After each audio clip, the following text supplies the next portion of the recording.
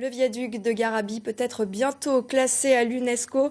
Il faut dire qu'il a une histoire particulière remplie d'anecdotes. Pour en parler avec moi, Alexandre Malisson. Bonsoir. Bonsoir. Ce viaduc a une sacrée histoire. Il a même été édité sur un billet. Effectivement, vous l'avez peut-être déjà eu entre vos mains. Je m'explique.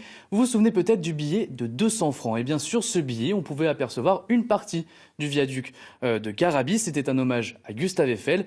Au verso, on pouvait apercevoir les pieds de la tour Eiffel. Et puis au recto, le buste de Gustave Eiffel avec juste derrière le viaduc. Moins connu que la tour Eiffel, mais ils ont tous deux une histoire très liée. Totalement, hein. Le viaduc a même servi de modèle pour la Dame de Fer.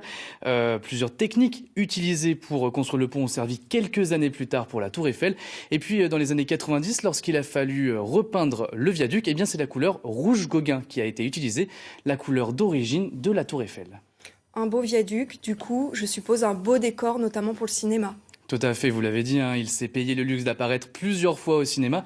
D'abord dans L'Enfer d'Henri-Georges Clouzot, avec notamment Romy Schneider. Des habitants de Saint-Flour avaient d'ailleurs été figurants. Seul problème, le film n'est jamais sorti.